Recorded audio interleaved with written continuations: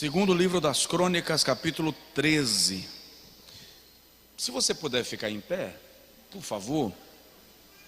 Olha para a pessoa do seu lado e pergunta para ela assim: você comeria sal comigo?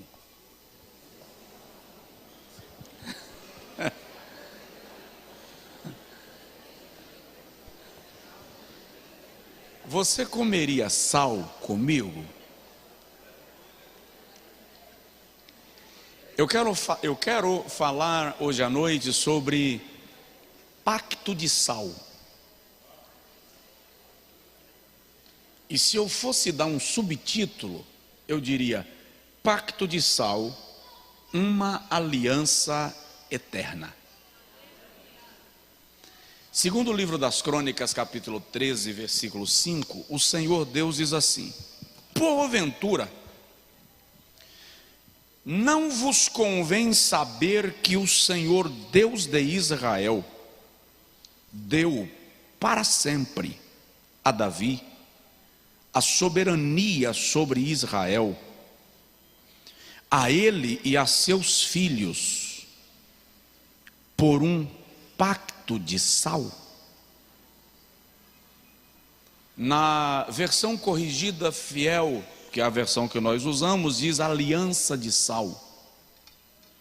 Os textos mais antigos, ainda mais remotos, pacto de sal.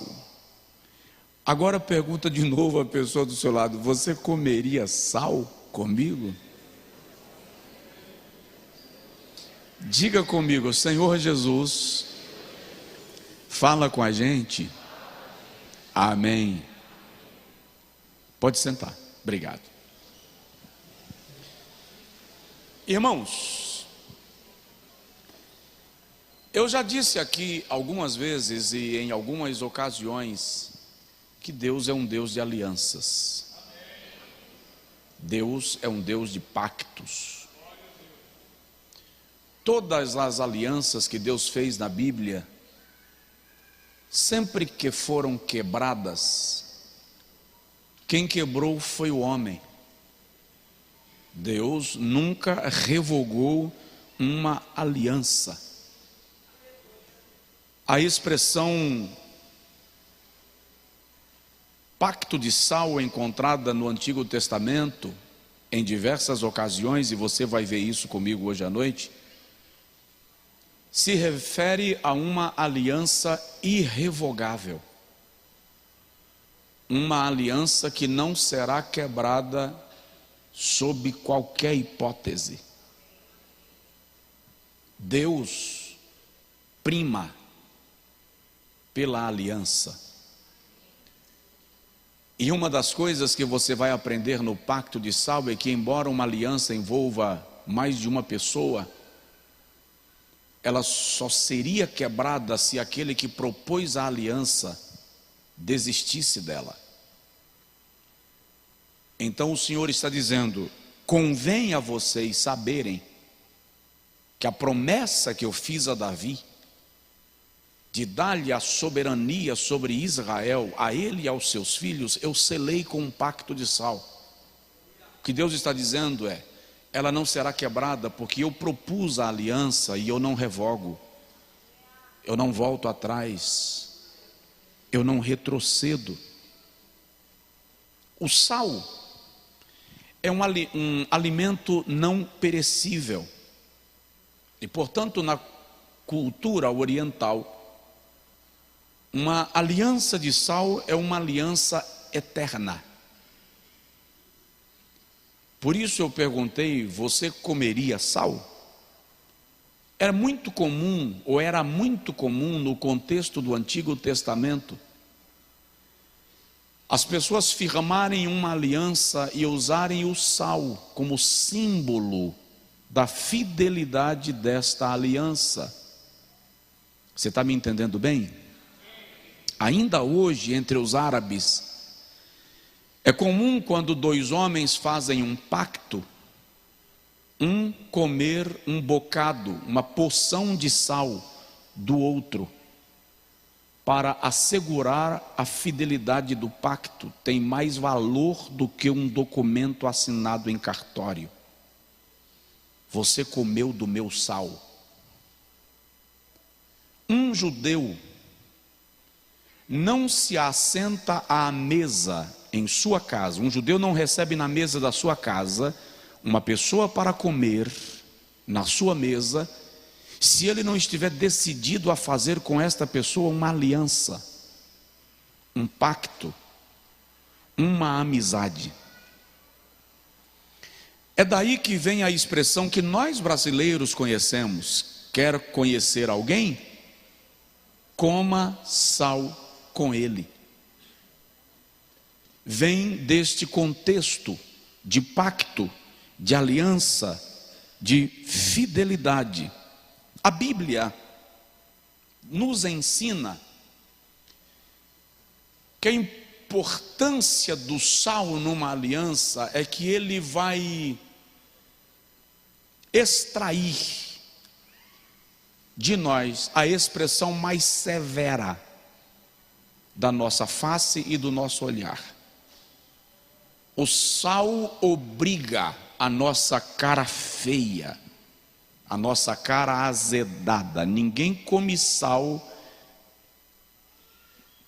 com o semblante aprazerado, porque o sabor é forte, é agressivo. Então, numa aliança de sal, eu estou dizendo que ainda que em circunstâncias agravadas, a aliança será mantida, a aliança será preservada. Quando nós olhamos no contexto bíblico e histórico, a gente vai perceber que o sal é sempre utilizado para salgar, para temperar, para preservar. Na Bíblia, o sal é usado no sacrifício. O sal é utilizado na oferta trazida ao altar de Deus. O sal era elemento imprescindível no uso da casa. O sal ganhou tanta importância na Idade Média que a palavra salário vem da palavra sal, visto que houve um período da Idade Média que os soldados eram pagos quando chegavam da guerra com sal. Chegou um momento que o sal era mais caro do que o ouro. Jesus dá tamanha importância ao sal, e isso está dentro do contexto da sua cultura, que ele diz em Mateus capítulo 5, versículo 14: vós sois o sal da terra. Já em Marcos capítulo 9, versículo 50, ele diz: tendes sal em vós mesmos. Então, na teologia cristã, o sal fala do caráter do nosso compromisso, volta a falar da nossa fidelidade na aliança estabelecida com o Senhor. Quando nós vamos observando à luz da Bíblia, era comum, quando uma terra era conquistada, se lançar sal nela.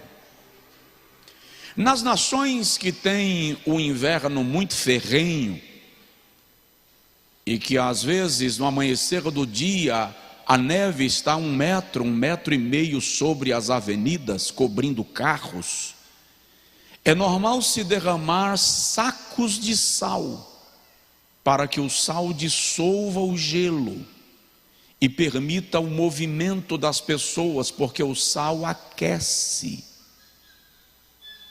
Pergunta de novo para a pessoa do seu lado: você comeria sal comigo?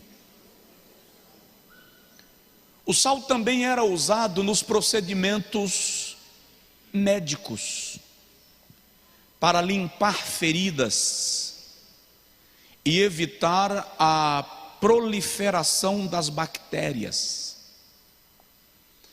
Quando Deus diz, eu fiz com Davi uma aliança de sal, Ele está dizendo, eu fiz uma aliança inviolável. Eu fiz uma aliança inquebrável, ela não perderá a sua validade, aconteça o que acontecer. É muito interessante a gente entender que, dentro desse contexto, e eu disse há pouco, numa aliança de sal, a fidelidade à aliança era mais cobrada daquele que propôs a aliança. É por isso que Deus está dizendo, a aliança que eu fiz com Davi, uma aliança de sal, o que significa, as circunstâncias da vida de Davi não alteram o meu pacto.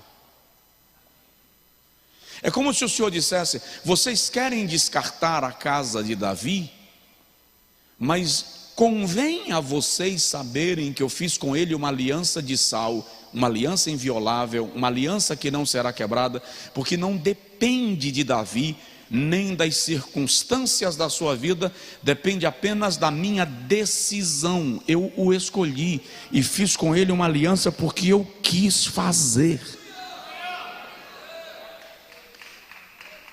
É muito importante nós termos em mente que a graça, a misericórdia, a compaixão de Deus para conosco, olha bem para mim, não é por nossa causa, não é por nosso mérito, é por causa dele, é pelo mérito dele. Aliás, se nós formos fazer um paralelo, é culto da palavra, é culto de doutrina, eu quero que você entenda isso e assimile, tem que aprender. Quando a gente faz um paralelo entre a lei e a graça, e Paulo faz isso quando escreve aos Romanos no capítulo 5, Paulo faz uma comparação entre o primeiro Adão e o segundo Adão, Cristo. E Paulo diz que Adão pecou exatamente onde Cristo prevaleceu, de modo que a nossa esperança está em Cristo. Depois Paulo faz um paralelo entre a lei e a graça, e aí Paulo diz que a lei não foi suficientemente capaz de salvar o homem, porque a lei dependia da capacidade do homem de cumpri-la. A lei, ao contrário do que alguns pensam, não se resume aos 20 mandamentos do decálogo da lei moral. A lei mosaica era composta de 613 mandamentos. 365 mandamentos eram negativos, aquilo que era terminantemente proibido fazer. 212 eram mandamentos positivos, aquilo que era determinante fazer.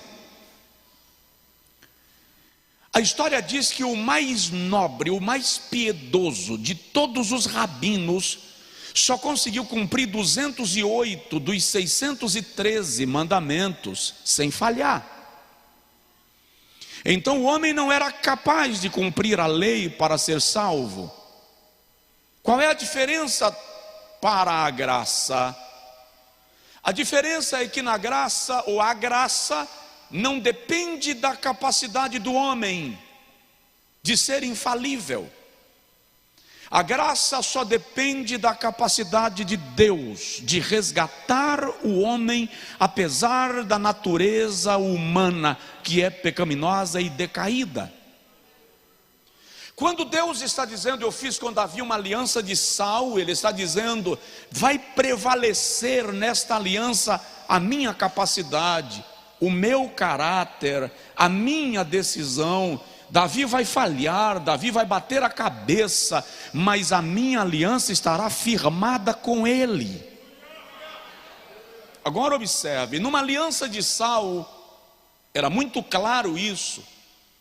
Não adiantava ninguém querer sentenciar, julgar, destruir o indivíduo, Deus não permitia. Eu tenho uma aliança de sal com ele, você não vai tocar nele. Só tem um detalhe: na hora de resolver uma bobajada que o indivíduo tivesse feito, é o próprio Deus quem entra para tratar com ele. É como se Deus dissesse: olha, ninguém te toca, mas se você achar que por causa disso você está livre, você está enganado, porque na hora de resolver, quem vai lidar com você sou eu. Então é muito sério.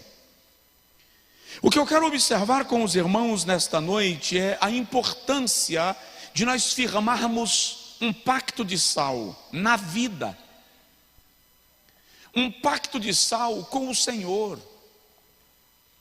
uma aliança de sal conosco, uma aliança inviolável.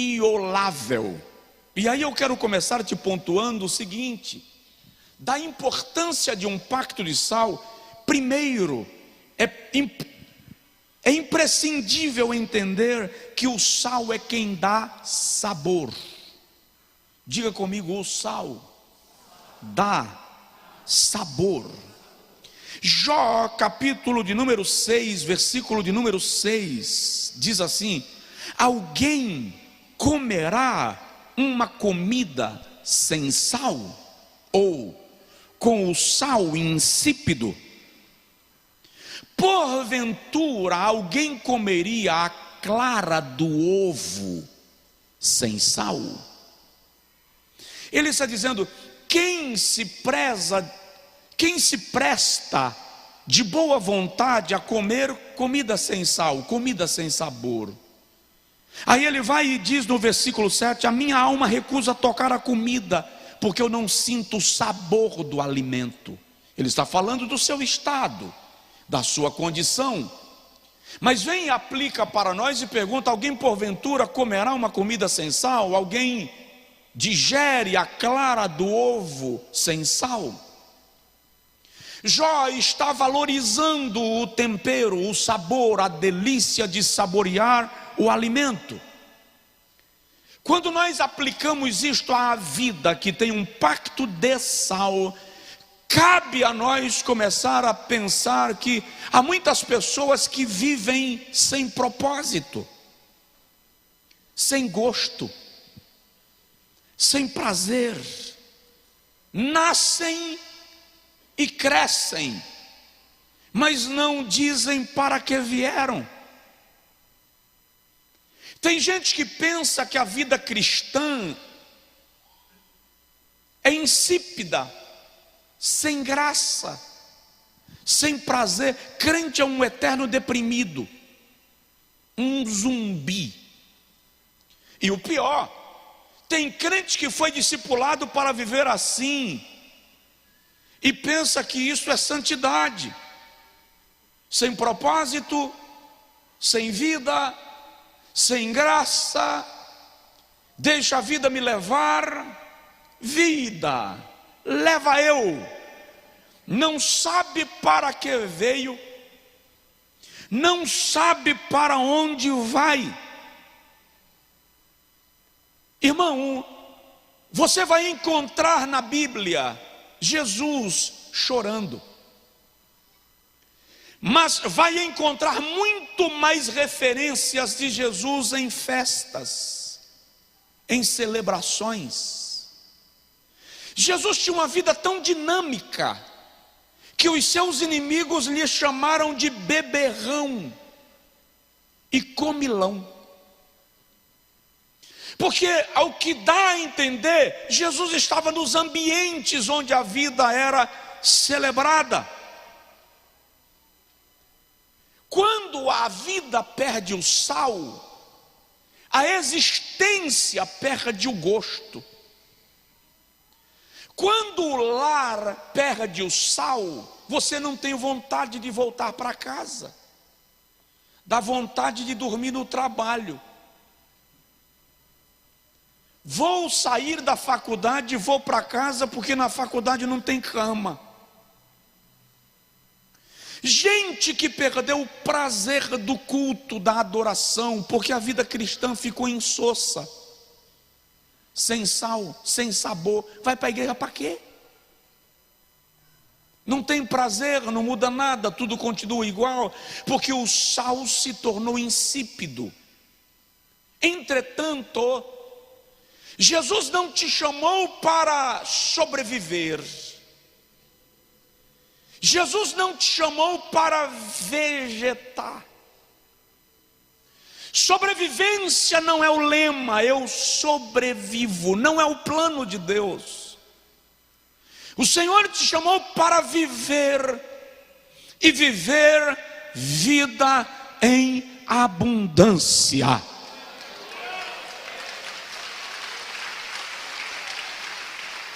Se a vida perdeu o sal, se perdeu a graça, se a igreja virou rito, se o culto virou obrigação, se a família virou peso, se a vida se transformou em labirinto, é preciso resgatar o sal, gerar sabor, valorizar a existência, agradecer a Deus pela graça e pela dádiva da vida e começar a dar sabor a cada momento que você tem enquanto aqui na terra. Alguém pode dizer amém? Então a pergunta é: você comeria sal? Faça um pacto de sal consigo mesmo, aprenda a explorar os aspectos belos da vida. Até da dor você pode extrair boas lições. Segundo, o sal na Bíblia é utilizado para temperar a oferta. É interessante, para que trazer uma oferta com sal, pastor? Levítico capítulo 2, versículo 13, o Senhor diz assim: olha, e todas as tuas ofertas dos teus alimentos temperarás com sal, e não deixarás faltar à tua oferta de alimentos o pacto do sal do teu Deus. Em todas as tuas ofertas oferecerás sal. Números capítulo 18, versículo 19, diz assim: todas as ofertas alçadas das coisas santas que os filhos de Israel oferecerem ao Senhor, tenho dado a ti e a teus filhos e as suas filhas contigo, por estatuto perpétuo. Pacto perpétuo de sal perante o Senhor, para ti e para a tua descendência. Eu vou fazer uma pergunta constrangedora: como está o teu culto? Por que você vem à igreja? Por que eu estou pregando agora? Qual é o meu propósito? Tem sal? Como está a minha adoração, a minha vida de louvor? E é interessante que quando falamos de culto, não podemos resumir o conceito de culto ao templo. Na verdade, o que eu faço é um culto. A palavra culto vem da mesma raiz da palavra cultura. Então, aquilo que eu faço por cultura é o meu culto. Aí a pergunta que cabe é: como está o meu culto? Eu cantei ou apenas balbuciei? Eu louvei ou fiz uma apresentação? Cultos sem graça, que a gente vem e vai para casa e não sente nada. É quando a gente começa a ir para a igreja mais pela cultura de ir à igreja do que pela paixão da presença de Deus. Vou lá, hoje é terça, é meu dia de igreja. Vou lá, hoje é domingo, é meu dia de igreja. Não, não vou, estou sem vontade. Faltou sal. Não há prazer na adoração. Em Esdras capítulo 6, versículo de número 8 até o versículo 10, Esdras estabelece que na adoração a Deus, aliás, é o rei quem está estabelecendo, que na adoração a Deus em Jerusalém, não poderia faltar aos sacerdotes trigo, sal, vinho e azeite. Trigo é palavra, sal é equilíbrio, fidelidade, azeite é unção, vinho é alegria. Eu vou repetir a pergunta: como está o teu culto? Quer saber, irmão? Eu estou meio cansado de culto engessado, frio, de vir para a igreja buscar uma receita pronta. Louvores engarrafados, mensagens requentadas, adoradores sem propósito, sem sal. Eu venho para o culto, mas antes de terminar eu vou embora, porque eu não tenho prazer em ficar. O pregador subiu no púlpito para pregar, mas ele não está com vontade de ministrar, porque ele perdeu a paixão, está cumprindo tabela.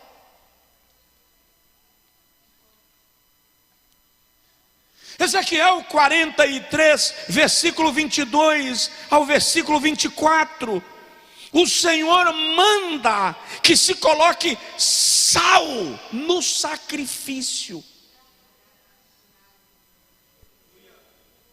Provoca o vizinho, fala com ele assim: coloca sal no sacrifício. Ministério de louvor tem que ter sal no sacrifício.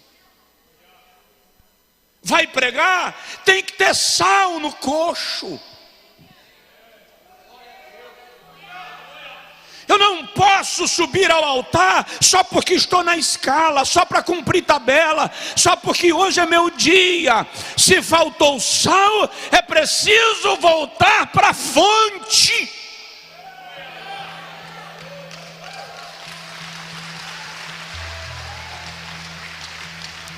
A igreja precisa atrair o pecador. Quando a igreja perde o poder de atrair o pecador, é porque ela perdeu a razão de ser, perdeu a essência. Sal na oferta, sal no culto. Um dia, o Senhor levantou Malaquias e disse assim: vocês estão trazendo para o meu altar o pior do vosso rebanho. Vocês estão trazendo para mim o cordeiro coxo, o novilho manco. E é interessante que Deus diz assim: pega o que vocês estão trazendo para mim e leva para o vosso príncipe e para o vosso governador. Se ele aceitar, eu aceitarei também. O que Deus está dizendo é: vocês estão oferecendo a mim o que vocês não teriam coragem de oferecer a homens. Se nós soubéssemos, se a gente pesasse, se o Espírito Santo nos revelasse o peso de subir no altar para ministrar o louvor, a palavra, a oração, se o Espírito Santo nos revelasse o peso de adorar, de oferecer culto, de ser instrumento de culto, de adoração, se nós entendêssemos a importância do congregar. O salmista no Salmo 42 diz: como o cervo brama pelas correntes das águas, assim suspira a minha alma por ti, ó Deus.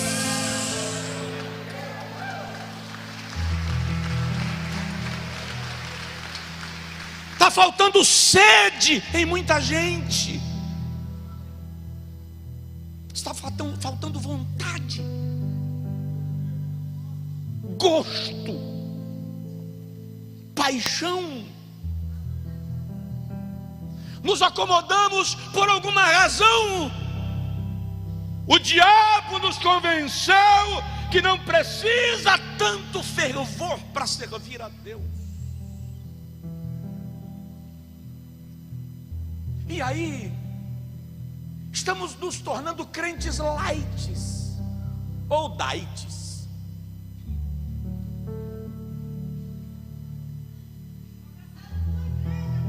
A nossa aliança com Deus, o nosso aferramento a Deus está comprometido.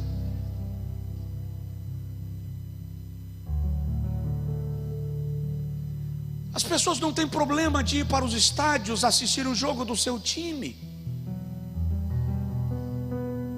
de entrar no ônibus superlotado 6 horas da manhã para ir ao trabalho, de ir para a academia superlotada e ficar esperando que 3 que estão na frente para usar um aparelho abram uma vaga para ela sentar no aparelho suado.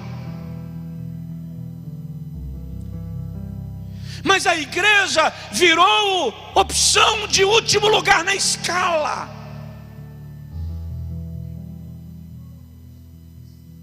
Nós que ministramos corremos o risco de nos tornarmos tabelados, cantar pelo status do evento, pregar pelo status da conferência, mas sem sal, não transforma, não faz efeito, não muda nada na vida das pessoas. Coloca sal na oferta. Terceiro,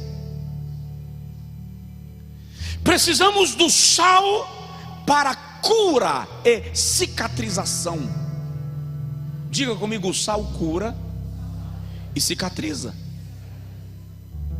Ezequiel capítulo 16, versículo 4, o Senhor fala com Jerusalém. E ele diz: quando tu nascestes, no dia em que nascestes, ninguém nem te cortou o umbigo, tu não fostes lavado com água para te limpar, nem tampouco fostes esfregada com sal, nem envoltos em faixas. O Senhor está falando de uma Jerusalém apóstata. Judá se afastou de Deus, e Deus está dizendo assim: eu te amei quando ninguém te quis.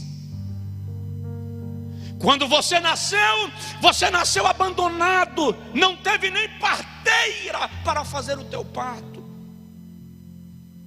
Ninguém cortou sequer o teu cordão umbilical.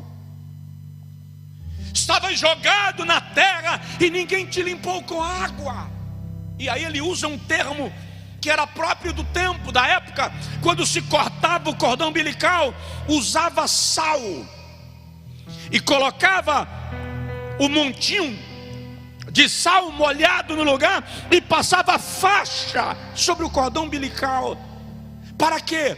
Para que não houvesse infecção, proliferação de bactérias enquanto cicatrizava. O que o Senhor está dizendo é que nós, eu e você, fomos largados na estrada.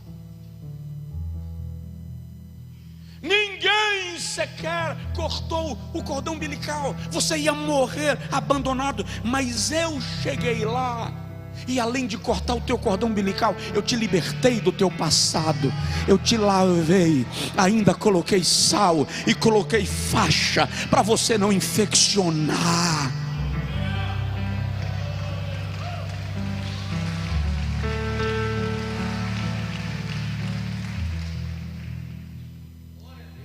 Tem gente na vida cristã que vem na igreja, tem até a faixa no cordão umbilical, mas não botou sal, irmão. Está inflamado, magoa com tudo, chateia com tudo. Se a pessoa olhar para ele e já diz assim: está me julgando. Abandona a igreja por qualquer coisa. Não vai mais ao culto. Deixa eu te explicar uma coisa. Quando você vai à igreja por causa de Jesus, você não sai por causa de nada. Mas quando você vai à igreja por qualquer outra coisa, você vira as costas para Jesus quando acontece qualquer coisa.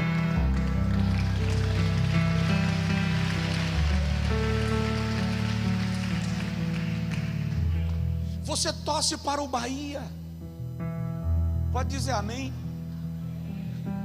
Torce para o Vitória, classe C. Quem é torcedor do Vitória? Levanta a mão. Pode levantar. Se não levantar a mão fica feio. Valeu. O Vitória já esteve na classe A do futebol? Já, e agora está? Classe C. Você desistiu de torcer para o Vitória só porque o Vitória caiu para B e para C? Todo ano você diz: dessa vez sobe, dessa vez sobe. Você torce para o Fluminense de Feira, para o Bahia de Feira. Eu conheço gente que torce até para o Mairi Júnior, gente que torce para o São Paulo, sangue de Jesus na terra, que torce para o Corinthians, para o Flamengo. E o detalhe, não importa se o clube entrou em crise, você continua vestindo a camisa do clube.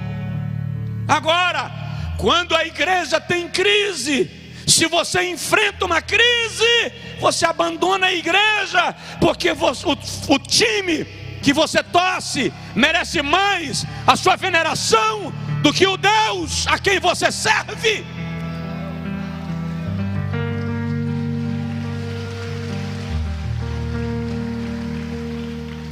Abandonar a fé por quê, querido? Desanimar por quê? Lutas você vai passar sempre. Deixa o Senhor curar a tua alma, cicatrizar as tuas feridas. Ele cura. Provoca o vizinho, fala com ele aí: o Senhor cura. O sal cura e cicatriza. Tem alguém do seu lado? Pergunta para ele assim: vamos comer um pouquinho de sal?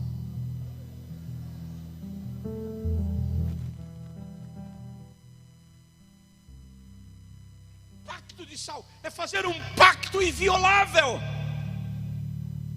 Faça um pacto com a sua fé. Faça um pacto com Jesus. Faça um pacto com a sua família. Faça um pacto com a igreja onde você serve. Tenha sal. Vou mais um pouquinho. Em quarto lugar, sal para temperar as palavras. Colossenses capítulo 4, versículo de número 6. O apóstolo Paulo admoesta a igreja e diz: a vossa palavra seja sempre agradável, temperada com sal, para que saibais como convém responder a cada um. É incrível como muitas vezes nós matamos pessoas com as palavras, com a maneira como respondemos, porque falta sal. Paulo está falando de equilíbrio nas palavras. Saber se dirigir ao amigo, à ovelha, ao pastor, ao cônjuge, aos filhos, porque as nossas palavras podem fortalecê-los ou pode sangrá-los.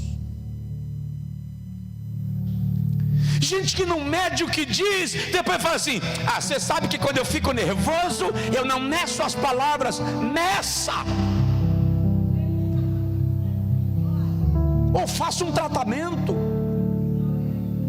Ficou nervoso, fica doido, perdeu o juízo, não poupa mais as pessoas ao seu redor. Ah, pastor, não consigo controlar o que eu digo quando estou nervoso. Então não diga nada, fica calado.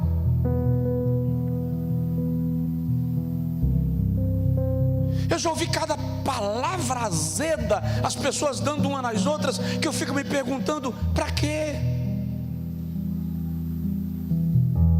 Cheguei num evento para ministrar uma data dessas atrás.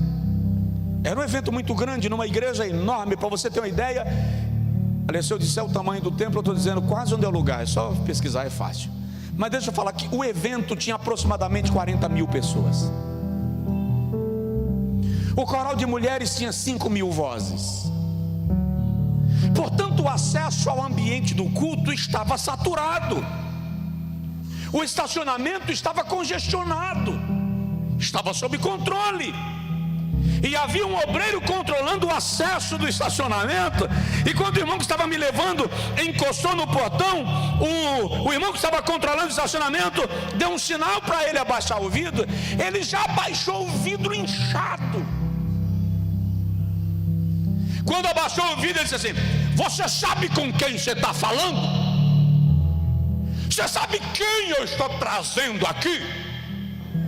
Aí eu peguei na mão dele e fiz: não, irmão, calma, calma. Meu irmão, a paz, pastor Josué. Oh, meu pastor, seja bem-vindo, uma alegria lhe receber. Eu olhei para o irmão e falei: tá vendo? Era só o irmão baixar o vidro e dizer assim: estou trazendo o pregador. Mas é incrível como a gente tem necessidade de fazer com que as palavras reivindiquem aquilo que só serve se vier espontaneamente. Tempere as palavras, mede o que vai falar, calcula, organiza a frase, fale devagar se for necessário, mas pese na balança o que você diz, para que as suas palavras venham, como diz Paulo, agradáveis. Tem crente que é azedo, irmão, que é uma graça. E quer saber o que me revolta? É chamar esse azedume de santidade.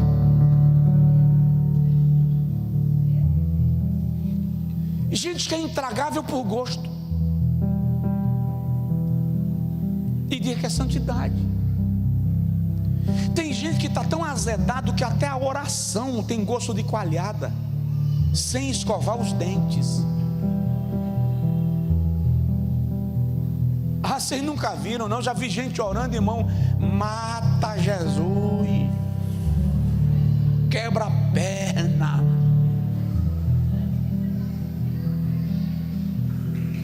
Falta sal. Falta sal. Já vi mulher chamar o marido de burro, marido chamar a mulher de imprestável, pai xingar o filho. Falta sal. Sejam as tuas palavras agradáveis. Diz aí para o seu vizinho: sejam as tuas palavras agradáveis. Adoça, equilibra, tempera, alivia. Você está se envenenando porque falta sal para te preservar, e quando não há sal, apodrece. Tem alguém aí? Diga comigo: Jesus, tempera as minhas palavras. Já estou quase terminando. Eu passei o dia hoje folheando a Bíblia. E se vocês soubessem o quanto de garimpo começou a aparecer, eu acho que Deus me deu um veio de esmeralda. É tanta coisa linda na Bíblia para nos enriquecer. Vamos lá, o sal fortalece a amizade. Quando eu li isso aqui, eu disse: quer saber? Vou colocar um saleiro na mesa do gabinete. Cada vez que chegar um obreiro dizendo: senti de Deus de vir congregar na sua igreja, porque aqui é tudo muito lindo. Eu vou: é, irmão, toma aqui uma colherinha de sal. Eu acho que eu vou colocar um pacotinho de sal dentro do meu carro. Quando a pessoa for entrar no meu carro, diz: irmão, desculpa, ó, eu dou carona, não cobro nada, mas tem que comer uma colherinha de sal.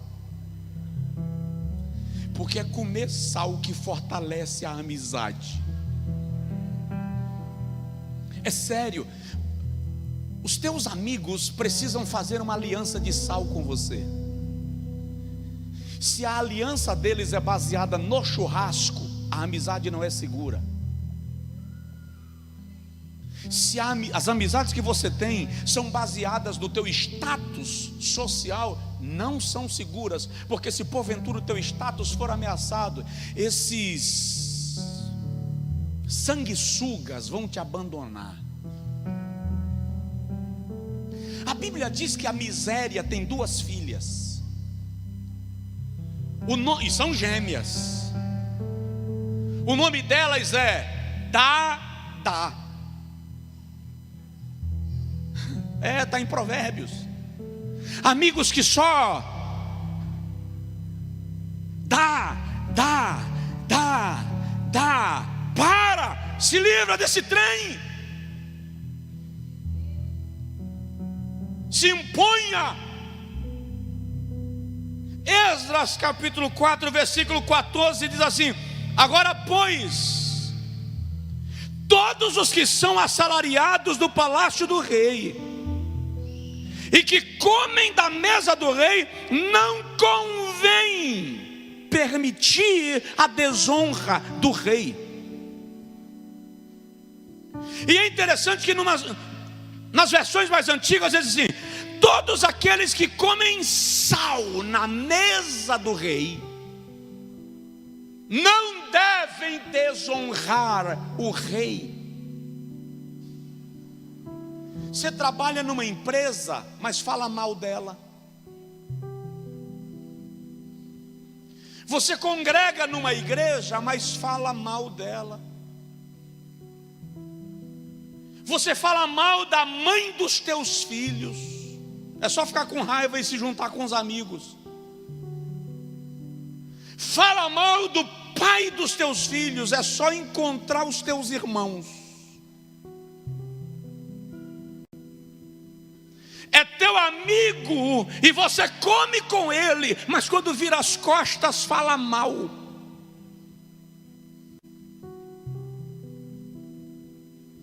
Aquele que come sal na mesa do rei não deve desonrar o rei. Uma aliança de sal, uma amizade de sal não trai.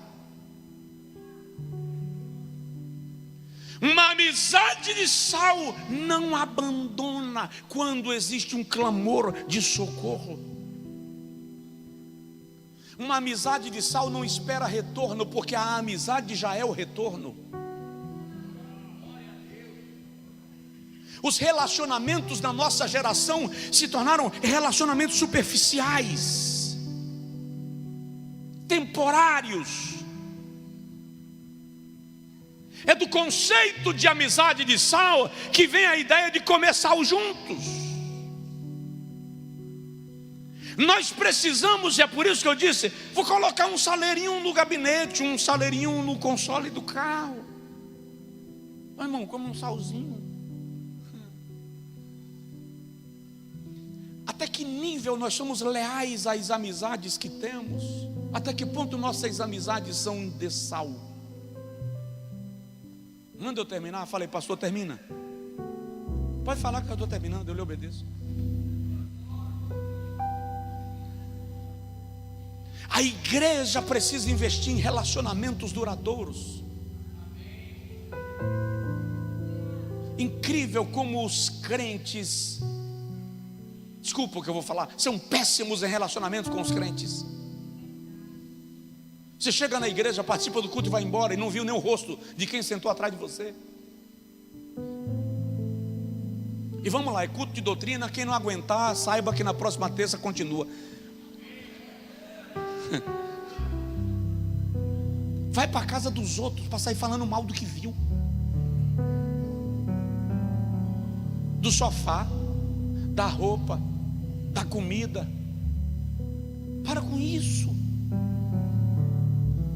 honre, valorize, respeite, invista em relacionamentos. Jesus se relacionava com as pessoas. A viúva do profeta só conseguiu viver o milagre da multiplicação do azeite porque ela podia pegar vasilhas vazias com os seus vizinhos.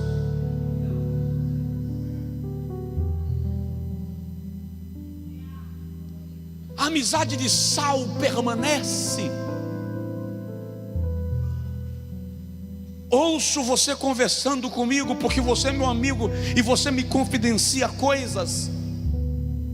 Aí de repente a gente briga e agora eu uso o que sei de você para te atingir.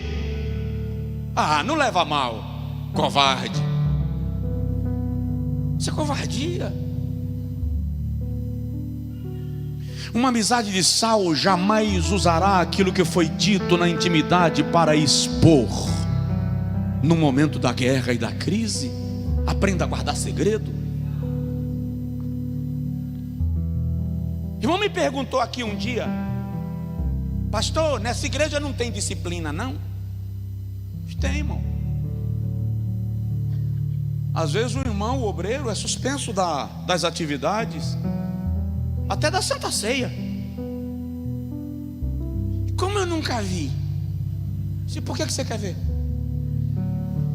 É da tua conta? Meu pai disse um dia para o meu irmão: vou te dar uma surra. E meu pai demorou demais de dar uma surra no meu irmão. Aí chegou um momento que eu achei que estava demorando demais. Cheguei para ele: pai, o senhor não vai dar uma surra em Sivaldo, não? O senhor prometeu. Meu pai disse: vou, mas você está com pressa? Eu falei: não, só queria saber. Meu pai disse: tá bom, vai lá e tira uma vara de araçá para ele, mas aproveite e tira uma para você também, que já que você está querendo ver ele apanhar, você vai apanhar junto. Não, eu apanhei só porque perguntei, para largar de ser besta. Querendo ver a miséria dos outros.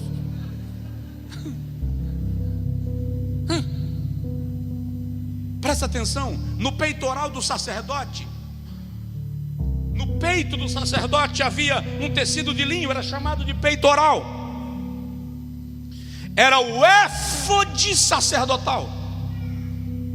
Nele havia 12 pedras preciosas e elas não eram iguais. Cada pedra representava uma das tribos de Israel e elas não eram lapidadas. Elas eram pedras brutas. Mas quem costurava não era costureira comum, era um artífice. Tinha que costurar de maneira que quem olhasse de frente visse as pedras todas aparelhadas, lapidadas. Não se via defeito nas pedras olhando pela frente. Só o sumo sacerdote que de vez em quando olhava aqui e via as pontas, os defeitos, as pedras quebradas, as falhas. Exercer o ministério pastoral é exatamente usar o éfode sacerdotal. O que eu ouço fica guardado no peito, escondido por trás do éfode. Quem olhar de frente não vai ver defeito.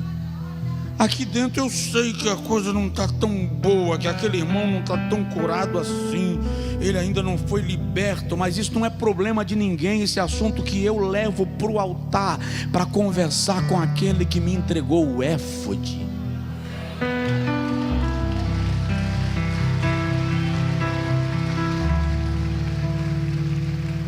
Então observe que o sal fortalece a amizade. Eu vou terminar. Penúltimo lugar, o pacto de sal garante a proteção de Deus. Saul perseguiu a Davi por 15 anos. Saul tinha a máquina na mão. Ele controlava o exército. A Bíblia diz que Davi tinha informantes nas aldeias e nas estradas. Onde Davi passava, alguém ia lá e avisava. Foi tanto que quando ele chegou em na cidade dos profetas, alguém mandou avisar a Saul, e Saul veio e matou todos os profetas, porque deram comida para Davi. Mas é incrível, 15 anos perseguindo a Davi e nunca pegou. Teve um dia que Saul estava perto de pegar Davi, porque Davi estava escondido numa caverna e não tinha saída por trás. Saul está com o exército perto da caverna e Davi diz: agora não tem para onde ir, a casa caiu. O que acontece? Saul dá um desarranjo intestinal, uma simples dor de barriga, e ele manda o exército todo se afastar, porque afinal de contas o rei vai cobrir os pés, como diz o texto, e ninguém pode estar perto, era vergonhoso. Quando todo mundo se afasta, Davi se levanta e sai da caverna. E Saul estava numa crise de cólica intestinal tão violenta que Davi passou, pegou a bilha d'água e Saul não viu. E Davi foi embora. Quando chegou lá longe, ele gritou: aqui está a bilha d'água do rei na minha mão. Porque quando Deus decide te proteger, nem que seja uma dor de barriga, Ele dará no teu perseguidor, mas você estará debaixo de proteção e misericórdia.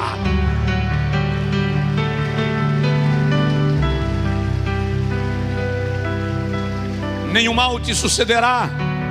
Só quem recebe diz amém, tá? Nenhum mal te sucederá, nem praga alguma chegará à tua tenda. Ele já deu ordem aos anjos ao teu respeito, para te sustentarem com as suas mãos, a fim de que não tropeces com o teu pé em pedra.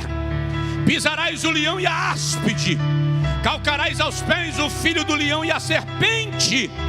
Não temerás espanto noturno, nem seta que voe de dia, nem mortandade que ande na escuridão, nem peste que assole ao meio-dia. Ela vai, 1000 cairão ao teu lado, 10.000 à tua direita, mas tu não serás atingido.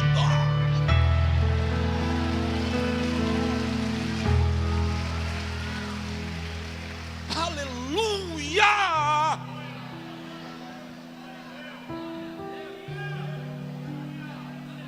Joabe, que é uma cobra velha do exército de Davi, não conseguiu ferir a Davi.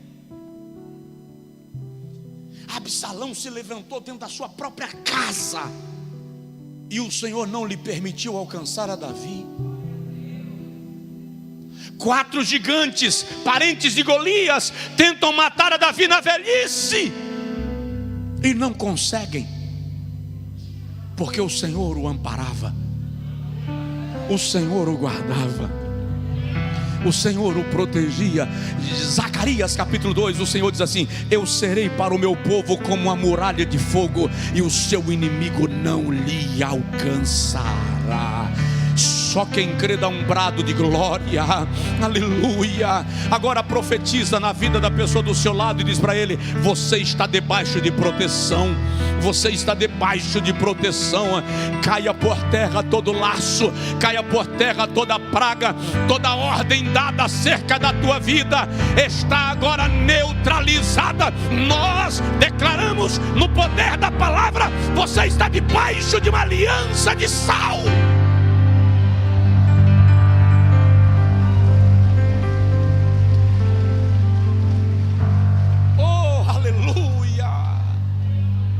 Último lugar, o sal vai transformar, olha que paradoxal, o sal vai transformar o amargo em doce e o estéril em fértil. O sal, aleluia, vai tornar o teu amargo em doce, e a tua terra estéril será fértil. Segundo livro dos Reis, capítulo 2, a gente encerra. Versículo de número 19. Segundo livro dos Reis, capítulo 2, versículo 19, até o versículo de número 22. Diz Diz assim: e os homens da cidade disseram a Eliseu: eis que é boa a situação dessa cidade, como você vê, é uma cidade boa, estruturada, é isso que eles estão dizendo. Porém as águas são amargas e a terra é estéril. Então Eliseu disse-lhes: trazei-me um prato novo e ponde sal nele. E lhe o trouxeram. Então ele saiu e foi ao manancial de águas e derramou sal nas águas e disse: assim diz o Senhor: sararei as tuas águas. Olha que coisa linda. Sararei as tuas águas e não haverá mais nelas morte, nem esterilidade. Ficaram, pois, aquelas águas curadas até o dia de hoje, conforme a palavra de Eliseu. Sararei as tuas águas e elas se tornarão férteis.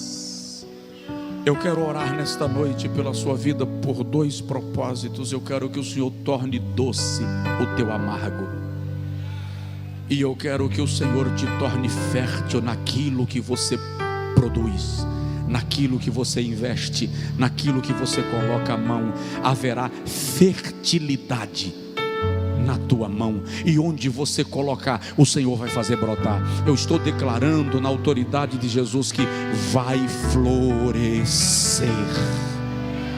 Fica de pé, por favor. Vai florescer. O que te amarga? O que te coloca azedume na alma? Você vai orar agora e vai dizer ao Senhor: eu faço uma aliança de sal com o Senhor, mas eu quero, Pai Santo, transforma o meu amargo em doce, e aquilo que é estéril na minha vida faz frutificar, faz florescer. Eu vou te lançar um desafio que os conservadores vão me chamar de herético agora, mas tudo bem. Se funcionar na vida de uma pessoa, já quebrou o conceito. Quando você chegar em casa, faz uma oração, pega uma pitadinha de sal na ponta do dedo. Não precisa ser uma colher de sopa, não. Pitadinha de sal na ponta do dedo. Diz: Senhor, segundo a tua palavra, eu profetizo que o amargo na minha vida hoje se torna doce.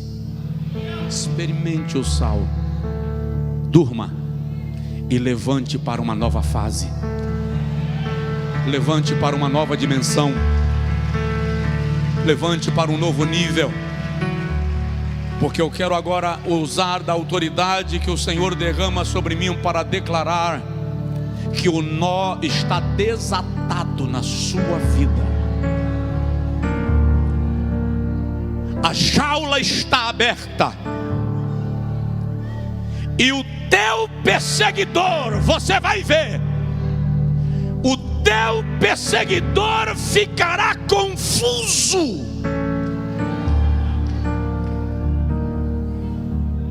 Deus está tornando as águas amargas em águas doces e transformando a esterilidade das tuas terras, da tua vida, em fertilidade profética.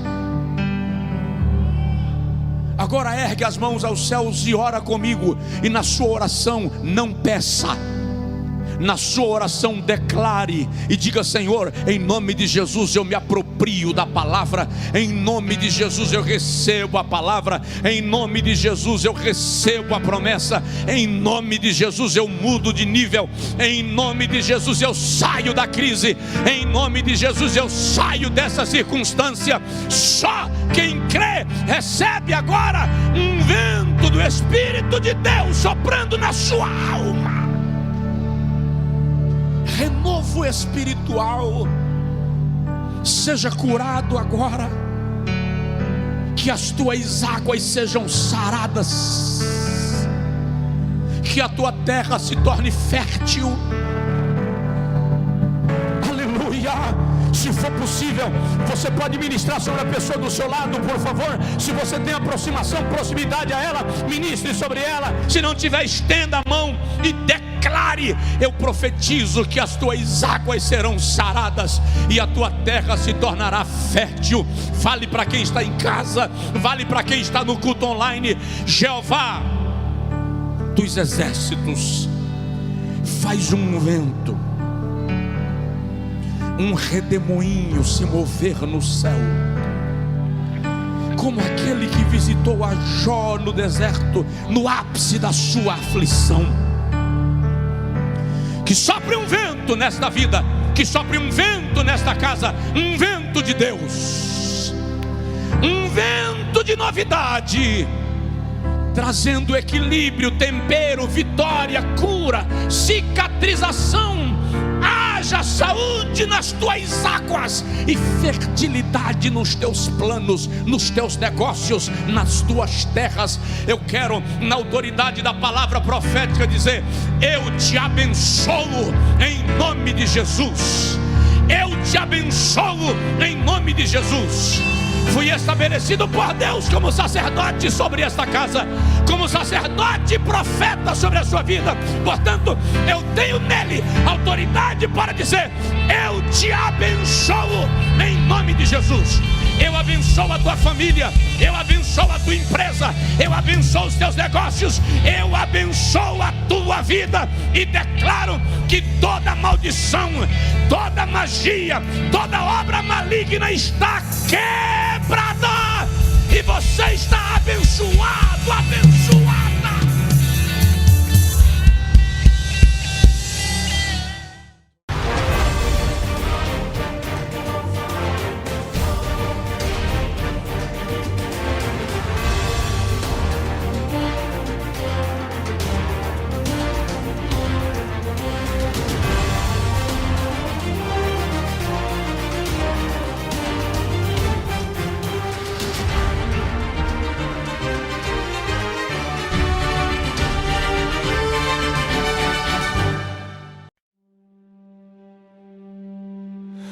I kept the fragments of our vow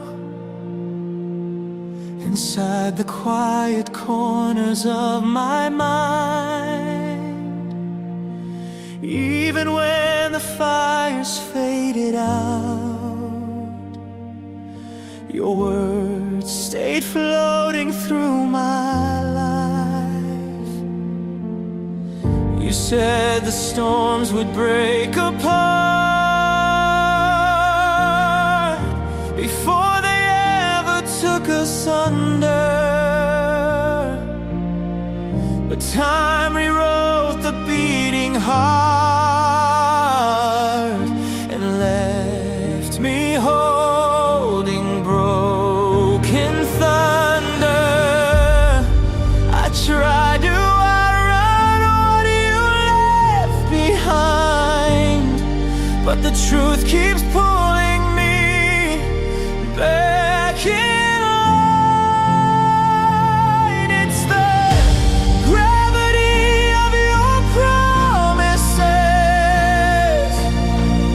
They pull me like a falling star, even after every tear and distance. Your echoes know just where we are. I keep moving yet I'm orbiting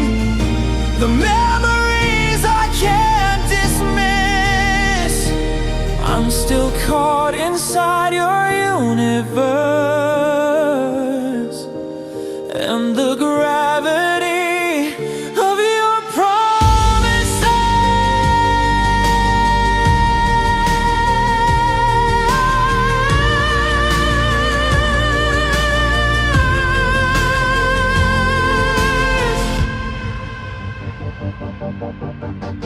I walk the ruins of our past, the places where our shadows used to dance.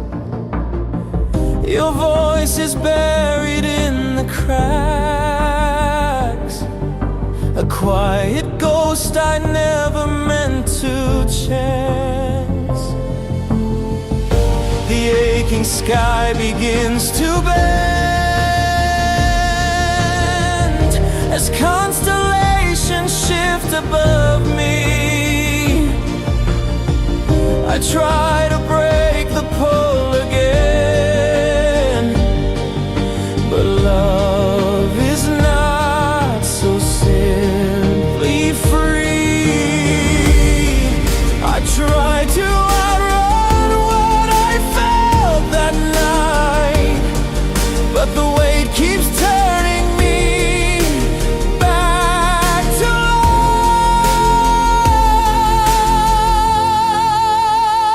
light. It's the gravity of your promises.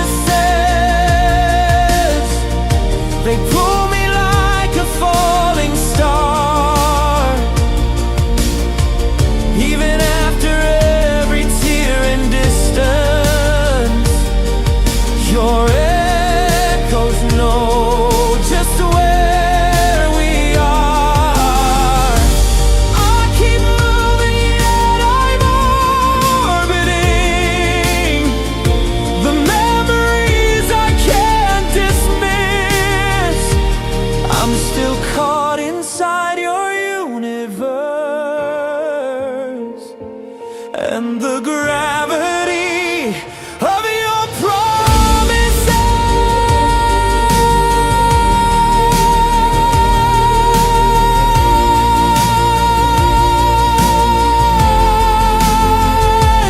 Maybe some truths were meant to stay beneath the bones of yesterday.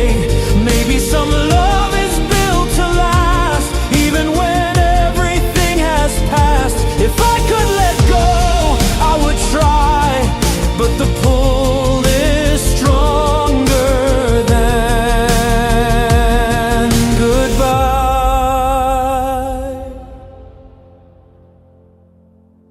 It's the gravity of your promises, a force I never learned to fight. Even if the world collapses, your memory keeps me in its light. I keep moving, but I'm orbiting a truth I can't escape or twist. I'm still bound to all you left in me by the gravity of your promises.